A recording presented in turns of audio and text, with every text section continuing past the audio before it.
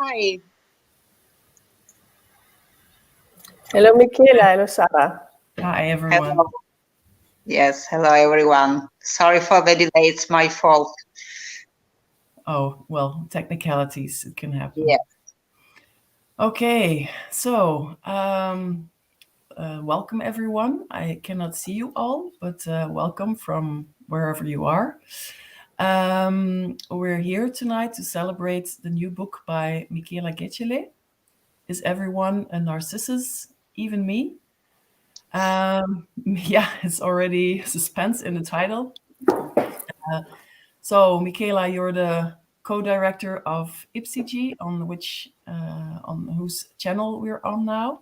Gestalt therapist also, and a psychiatrist. And as this book clearly shows, a very investigative and creative thinker and writer. And also in our presence are you, Beatrix, and like a Gestalt centipede, I would say, and also an esteemed colleague. So we're happy to have you all here and what we're going to do tonight is to talk about the book and how it touches us in various ways. And hopefully you, Michela, can elaborate a little bit on some questions we have or some points we want to learn more about.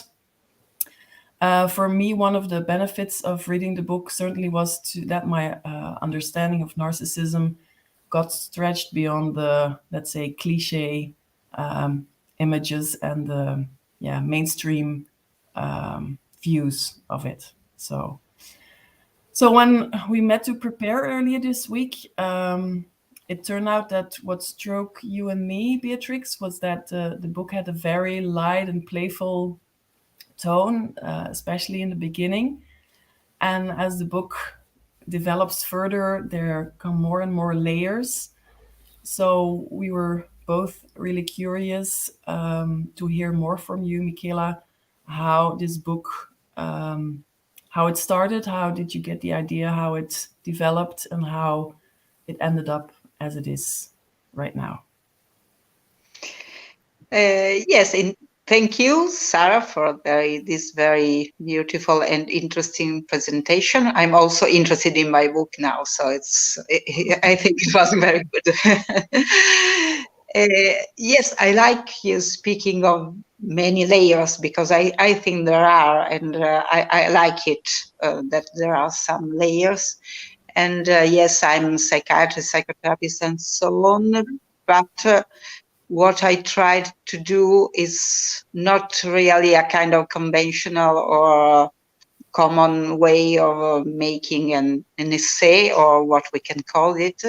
And it's more, I would like to say it is in between a professional way to write and a kind of literary way to write, because I also like writing novel and I mean not not professional books. So I think this one is in between, and I think it was meant to be like that from the beginning, because I started to write it because one acquaintance of mine, who is a publisher, asked me to write something about narcissism, but not for colleagues, for specialists, for professional, but for normal people, as we are not normal, as we all know. So,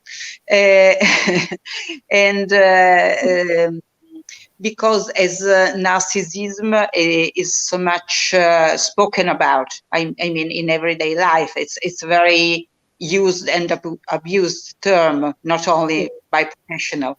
And so it was like, okay, please let normal people know what you mean or what we can mean or about of narcissism by this word, and also let's play a bit with this word. So that was the starting, and that's the way the mood I started writing with. Yes, and then it was really a play at the beginning, but afterwards, quite soon, it came to my mind that it could also be a kind of useful and interesting thing, because both in my professional but also personal experience, personal friends and so on, I mean, I think that what is called narcissism or narcissist is quite often met. And so I'm very much used, I don't know about you, but I'm very much used also in my practice to work with women, usually women, not only, but usually women, who had or have experience with a kind of a narcissistic partner. And so I thought that what I often say during a session, I could also write in a more, I mean, a playful way, also in a book. So, and it would be useful. Yes.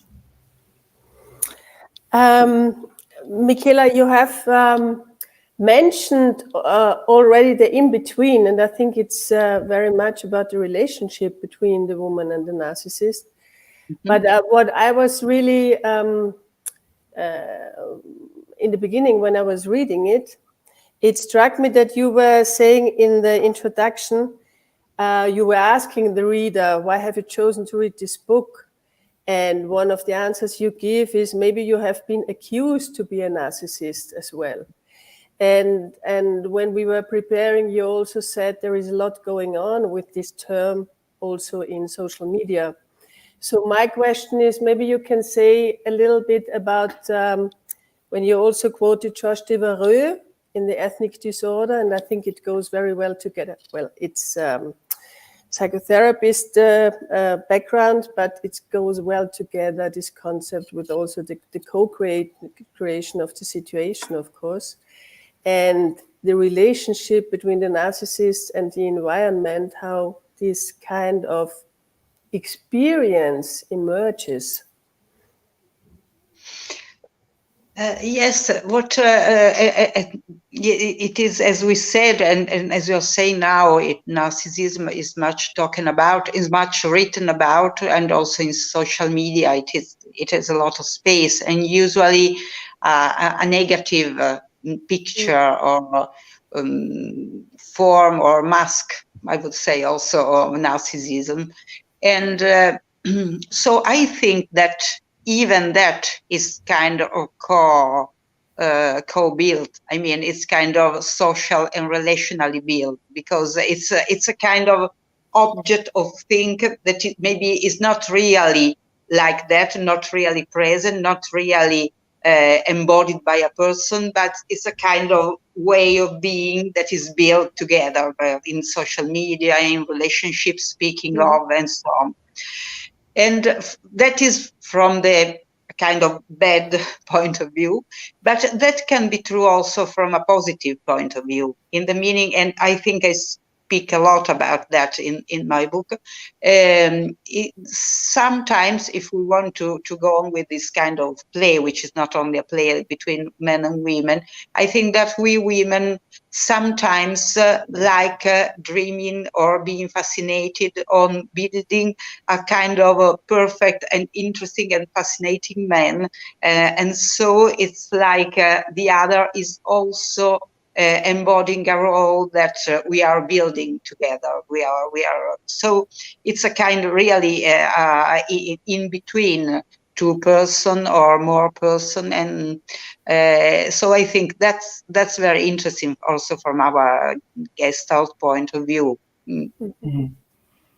And when you're talking, Michela, I think of the parallel that also maybe leaders and politicians are made or chosen that way because they're inspiring and charismatic to the point of being ruthless and yeah, the negative aspects of narcissism that is also built by people, let's say. Yeah. Yes, it is. It comes to my mind another, not this book, but another paper I wrote, and it is recently been published in a book in Italian. Maybe it will be published in English too. But I'm speaking of a kind also of play of imitation about leadership, about leader, because sometimes, again, it is not really a person who is like that, but sometimes it's a person who takes something from all the people or all the atmosphere, the mood, the desire, the need, the fears of others, and just imitates what the other would like he or she to be. And so there is even more than narcissism, but we are more or less there. So it's an interesting phenomenon also. Mm-hmm. Mm-hmm. Yes, we can consider narcissism as I like that title. The English title was suggested by Jean-Marie Robin, which whom I really thank because he is the publisher. I mean, L'Esprimerie is the publisher in English, and we discussed a lot about how to translate the Italian title into English, and in the end, it came that I think very genial, and that even me I think it's very good because it takes inside a lot about narcissism. Even me, it's about being alike but also being special, and so we are inside the phenomenon. Now you make me very curious, Michela, what the Italian title is. Maybe it's untranslatable, I don't know. No, it's similar, but it's not exactly the same. Okay. In mostly it was interesting because we kept the word Narcissus, but it was very clear from the beginning that while in Italian we really can play between the name of the flower and the narcissism, because the terms are very similar. In English it's a bit different, and so that was the main trouble somehow. How is the Italian title? I'm curious as well. Siamo tutti narcisi. Okay. Siamo tutti narcisi, and then alla ricerca della relazione perduta. So it's about the lost relation. Yes, about looking for a lost relationship. But in Italian, it's also kind of it has some literary resonance about this title, Relazione Perduta. It's another game. Okay. And in the Italian version, the cover is with a flower, the Narcissus flower. You kept the yellow for the English version. Yeah. Yeah. Okay. In the book, you were speaking about different types of narcissists. So you're speaking about, what is it? What was it? Vampires and libertines and so on. And I, for my part, must say I'm very much interested in the part of narcissists and seduction, because I think this is something that is very, like the word says, seductive, and it is something where women, or at least I, could respond easily. And I wanted to ask you, because you were quoting Casanova and Bolzano by Sándor Márai, And I wanted to ask you if you can say something more about this seductive type of narcissist. Yes, that's another play I tried to speak of in the book, which is well, that book you are mentioning, a book, very good book. I like it very much. I think it's a very special book because we have to mention what it is about, because in that book Casanova meets. He goes to Bolzano to meet the very special her, the only one he has ever loved. And so that's interesting because there is a special one, because that is one of the chapter of the book about anybody special, who is special, another one, and so on. And so in that relationship with the special her, I do not think that Casanova is seductive. That's a point, because probably, well, it could also be the other way around, which is that he is caught by that very special her, and in the end he has to escape because she's too much for him. Sorry, and but what happens in normal seductive and keep and then live model of Casanova, or what I mean is that yes, it's for a moment, maybe for a day, for a week, for 1 year. It's like I'm speaking as a woman. Our dream, our possibility, our desires, it's a kind they are met, maybe for a little time. So maybe it's really something about mirror and mirroring. It's like the other is exactly what we would like him to be. And that's the main seduction. So it is not about being or doing something special, but it's a kind of the ability from men to really be on the side by side or the women or the woman or the women. It's a kind of understanding woman more than other men.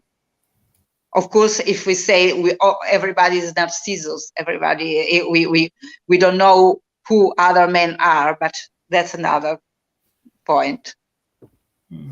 Yes, and you're also mentioning, I think, in this chapter about how this type of narcissist is also able to, well, all types, what I understood, but this one in particular, to free women, to support them in seeing their potential in a way, but at the end not being there, of course, but to open up a lot of potentialities. Yes, that's the point about also kind of intersection between a narcissistic way of being a man and a narcissistic way of being a woman.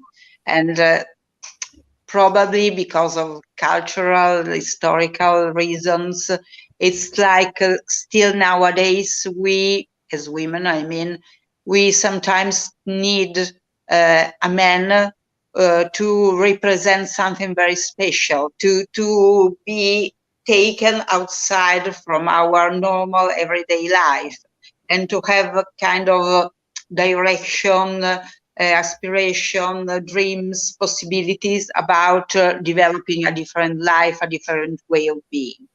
There is something about that. There is something about narcissism, and now I'm speaking actually not only of men and women, but about narcissism of human beings, of humankind. It's our way of going out of everyday life. It's our way to feel special, or to feel the possibility of being special, and so to develop our own way to creative adjusting to life and to the place where we are. So there is a much higher level of reading this phenomenon, but it's like still nowadays for women, men, it's a kind of open this possibility. In this way, it seems that we are using them actually, and not the other way around. But I don't know. Yeah.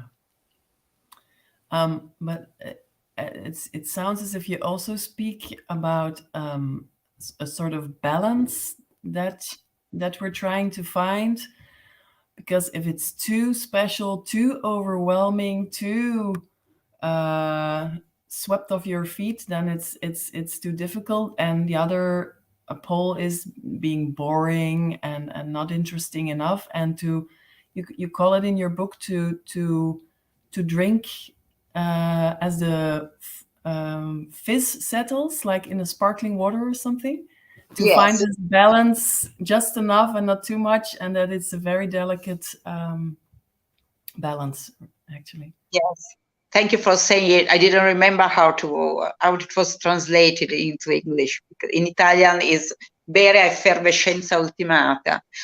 So it sounds much better. But and then it stops. So at the right moment, not too early, because you would be caught in too much. I mean, in a kind of window, but not too late, because everything would turn in a kind of, not depressive because it is too much, but kind of really more still situation. So at the right moment. There is a lot about time in narcissistic experience, or in dealing with narcissistic experience, about time and memory, but that's another point. And yes, I describe a movie in one of the movie, because I mention quite a lot of movies, and more movies than books, but also books. And there is a French movie, and I don't remember again the English title, but it's quite. I mean, it's one of the movies I watched and that I found very interesting from a narcissistic point of view, but that normally wouldn't be considered in that way. I mean,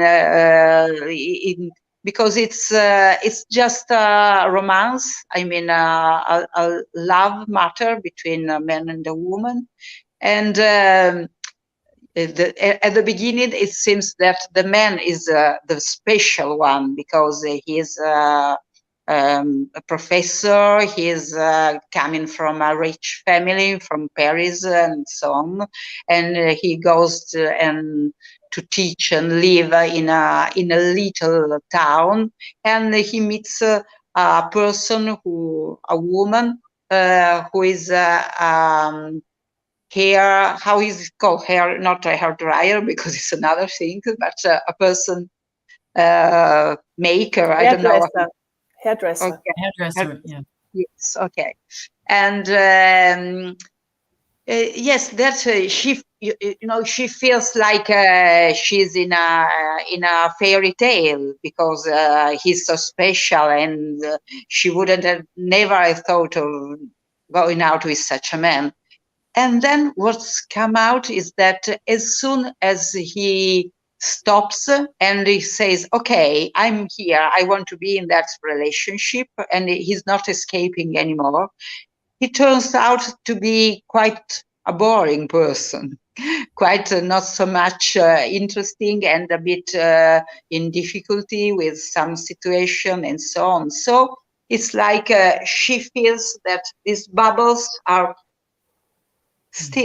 going down, and so in the end they separate with each other, but it's not because he is narcissism, but it's because she saw him beyond these bubbles. And so that's quite I mean, there I really say I play and I support. I mean, I play an arrow to narcissist type, because if we think like that, we understand that maybe when he's escaping, is really has some reason to, and maybe he knows that he wouldn't dare, he wouldn't stand, he wouldn't be able to be in a continuous relationship without being boring and normal and without many attraction anymore. So that's the point. Yes. Yes, it becomes clear that he has the need to escape as well, because it's not possible to be seen like that. Yeah. Empty, boring. What to do with that? Yes. Mm-hmm. Mm-hmm.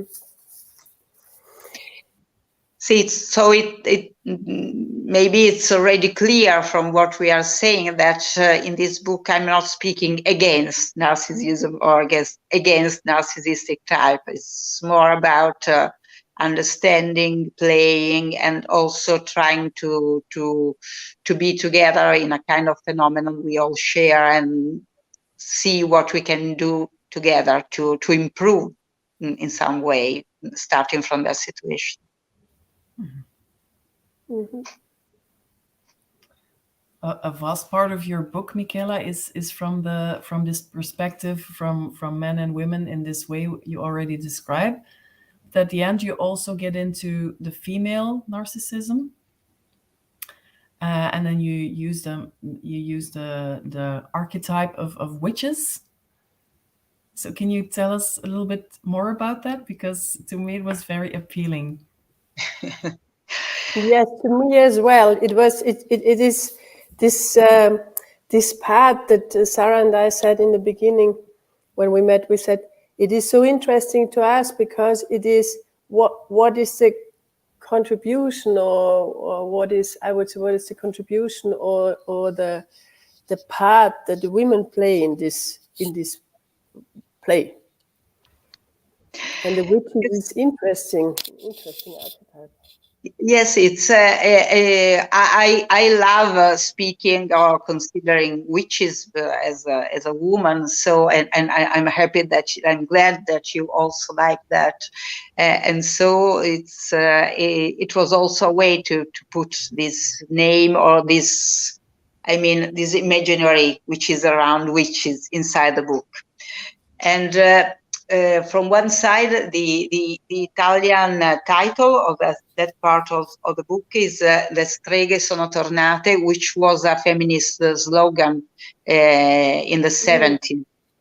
And which I like very much because it is a way to turn the other way around things. It's like for in painting, like impressionist, because it was a name given to say okay, you are not good at to paint and so on, and it turned okay, that's the way we are, and everybody, we are known all over the world.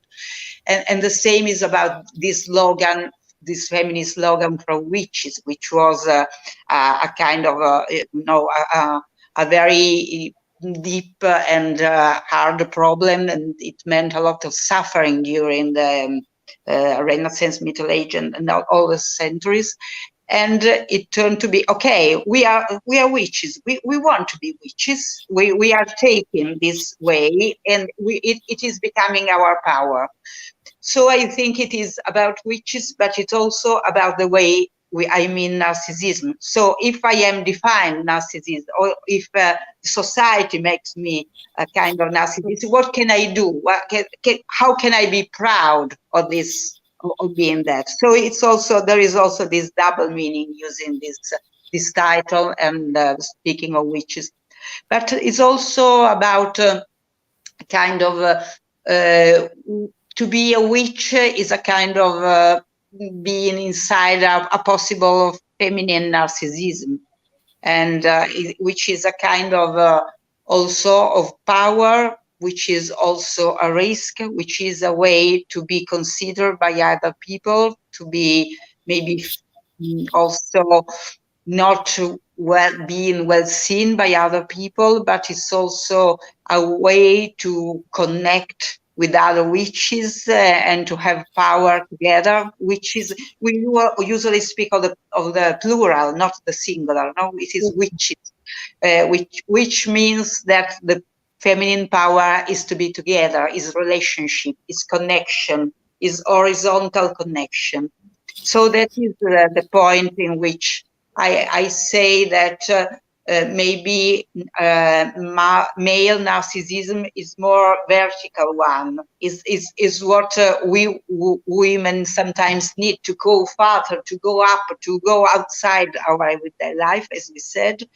But our power is to connect, is to make a connection and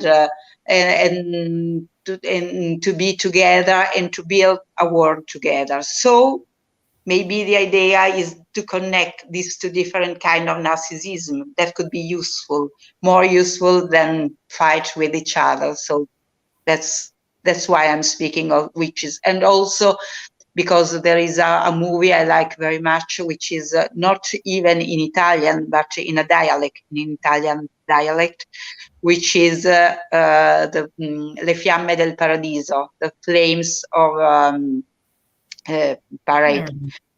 Yes, and it is a story of a woman, a very special woman who is living in a village in northeast Italy, and she is a healer, not a psychotherapist because it was not used in that time, but she was a healer and called for by every person in the village and so on.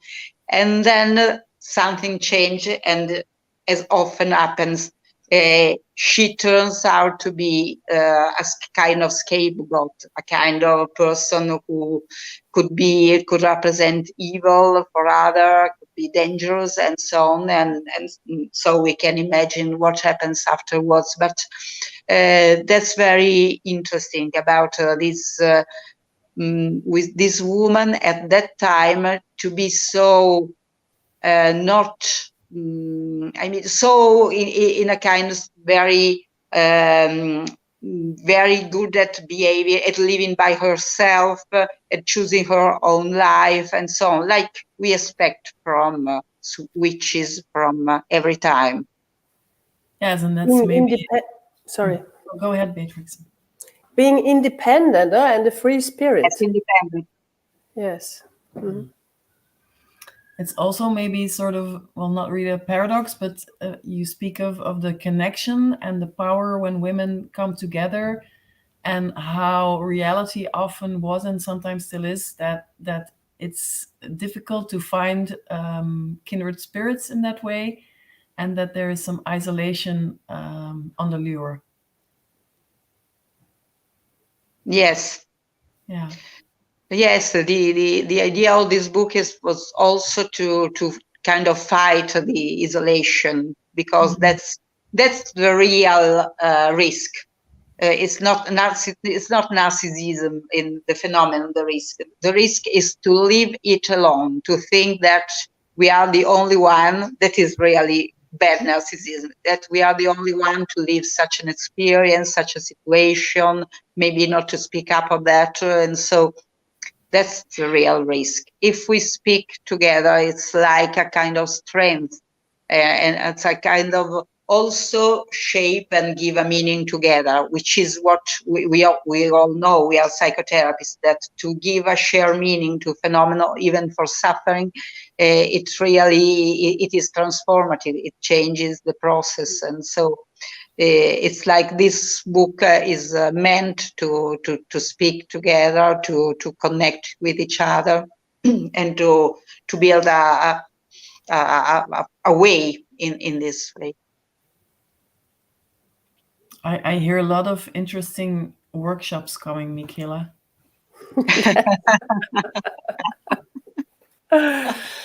Yes, that would be a good idea. Okay. You were mentioning in the book also another relationship when you were going to Mother Mary and Jesus, and you were also mentioning Carol Gilligan there. and how a mother, what happens if a mother does not sacrifice her son and the relationship to her son, what could happen? And I was wondering if you can say a little bit about that as well, because it was a very interesting chapter, and we spoke about it in the preparation as well. So, what do you think about this relationship and about the position of Mary of Nazareth in this play of narcissism as well? Well, I'm referring to a very beautiful movie from an Italian director, which is who is Guido Chiesa, and the movie is Io sono con te, I am with you. And already the title is, I think it's meaningful, because it's like Mary is with Jesus, is a kind of side by side. And what is very interesting and very beautiful in that movie is that Mary seems to have quite a full life. I mean, full of energy, of spirit, and it's like she doesn't need Jesus, and but she loves him very much. She admires him. She speaks a lot with him, but she has her own life, which is a life not against, because it's not the real term, but in the end it is against a kind of patriarchal society of that period. And it's interesting because there are many other character people coming with her in this path, and so it's in the end it's like she from one side takes part, and from the other side only observes Jesus becoming the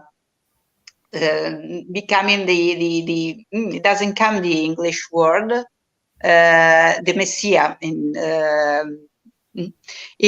And what struck me watching that movie was that it's like there is a very very strict border between being a Messiah for the whole world, for all humanity, and to be a kind of false Messiah for your own mother. And it's like Mary is so full of life, of her own life, or full of connection. She has very many connections. She's love around her. And so she can trust Jesus, making her his own life and his own role. And it's a kind of she's nourishing him, his ability to be in the world and to be they are not in a patriarchal way. So we can understand that a kind of Messiah is not part of a patriarchal way of living, but it's a kind of subversive of that way of living. And so we understand how much that way, in a positive way, that way of being, that dreams, those possibilities we spoke before, and I said we women want to meet them, they come from a woman. I mean, we women look for them sometimes in a man, but when men are so capable, so present in not following too much a patriarchal way of living and so on, probably they received that nourishment from a woman, which can be the mother or whatever. So it's a kind of circular way of turning out a patriarchal way of living. And this is what would happen. What I understand, that the patriarch structures cannot go on like that anymore if there is more of that. Yeah, this was my understanding. Yeah. So a very big task for the mothers. Always. As usual. Yes. Okay. Okay. So I think we mentioned all the book. Yeah. I think so. It was thoroughly. Yeah. Thoroughly. I was wondering, Michela, is there some aspect that you think, oh, that is something that is dear to me, and we might skip it now? I don't think so. I think I would like to speak of all the movies or all the books or the songs I'm mentioning, because that's the part I like more. But I think we have to leave something to people when they will read the book. But yes, I think it is really worth to watch those movies and so on, as usual, because I really think that it's not so new, but it's important to say that we psychotherapists, psychologists, psychiatrists, we can learn a lot from art, from literature, from movies, from paintings, from everything, and much more than vice versa. So. Yeah, this book is really a big plea for what you say right now. So yeah. And I think it's really worth mentioning once again, you did it before, Sarah, that this book is meant for everybody. It's not for psychotherapists or psychologists or psychiatrists. It's really for everybody, and everybody can find something in it, I think. Yes. Okay. I agree. Right. So, thank you. Thank It was you. a pleasure. Yes, likewise. I don't know. Do you because we didn't receive any questions in the chat? Okay. Do you want to see if there's any burning questions, Michela, or do you want to close? I think we can close. I mean, we could go on, Yes. many different directions, but I think we said a lot about the book, much Yes. more than I had thought. So I'm quite surprised also, because I think it was very fluent among us, and I'm not surprised about that, but it was interesting for me. Okay. Thank you very much for asking us. It was an Yes. honor. Mm-hmm. Thank you for inviting us to saying this event. Okay. And now we have to do something like buy the book and put a link in. Yes, that is the book. That is the book. Yeah. L'Imprimerie, the publisher. Yes. Okay, thank you. I'm not so interested in people buying the book, but I'm quite interested in people reading the book. Yes. Okay. Good. Okay. So thank you. It was a pleasure being with you. Bye-bye. I